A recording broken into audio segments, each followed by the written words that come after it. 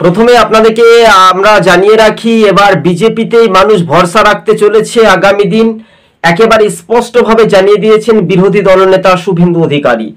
আপনারা প্রত্যেকেই জানেন যে রাজ্য রাজনীতির যে সমীক্ষাতে উঠে আসা একটা গুরুত্বপূর্ণ ভূমিকা, আর 26-এর বিধানসভা ভোটে কেমন ফলাফল করতে পারে বঙ্গে বিজেপি, একটা চমকে দেওয়ার মতো রাজ্যের শাসক দলে রাতের ঘুম কিন্তু ভেঙে যেতে পারে।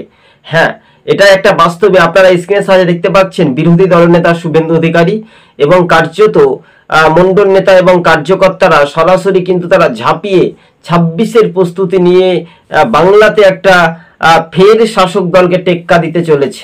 আপনারা জানেন, যেহেতু দেখবেন বাংলার বিধানসভা ভোটে যদি মানুষ দিতে পারে তাহলে একটা পরিবর্তনের হাওয়া জানতে পারা যাচ্ছে দর্শক বন্ধুগণ। তবে সময়ের সাথে তালে তাল মিলিয়ে একটা বড় অংশের যে ফ্যাক্টর, যে রাজনৈতিক সমীক্ষাতে উঠে আসা একটা গুরুত্বপূর্ণ প্রভাব, আর সেই প্রভাবটা বিস্তীর্ণভাবে কিন্তু বিজেপির দিকে কিন্তু একটা এগিয়ে যাওয়ার যে একটা রাজনৈতিক সমীক্ষাটা উঠে আসে, আর সেটাই নিয়ে একটা দ্রুত গতিবেগ সম্ভাবনা বেশি, তাই না দর্শক বন্ধুগণ? তাহলে দেখবেন এই মুহূর্তে যেহেতু তৃণমূলের যারা ভোটার, তারা মানুষ তাদেরকে আর ভোট দিতে চায় না। শুভেন্দু অধিকারী একটু আগে একটু কথা বললেন, যে তিনি বললেন যারা সংখ্যালঘু ভোটার তারা তৃণমূলের মিছিলে যাচ্ছে না, কেননা ওয়াকফ বিল নিয়ে মাননীয় মুখ্যমন্ত্রী মমতা ব্যানার্জি বলেছিলেন দিল্লিতে গিয়ে করো, এটা দিল্লির আন্দোলন, তাই মুসলিম ভোটাররা সরাসরি আসারউদ্দিন ওইসি বা এসএফ এর দিকে, পীর সাহেবদের দিকে কিন্তু এগিয়ে আসে। বাস্তবে এটাও কিন্তু সত্য ঘটনা।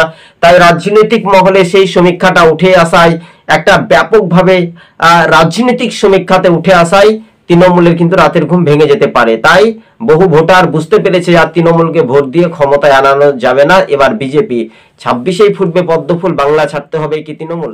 আপনারা দেখছেন টিভি সকাল।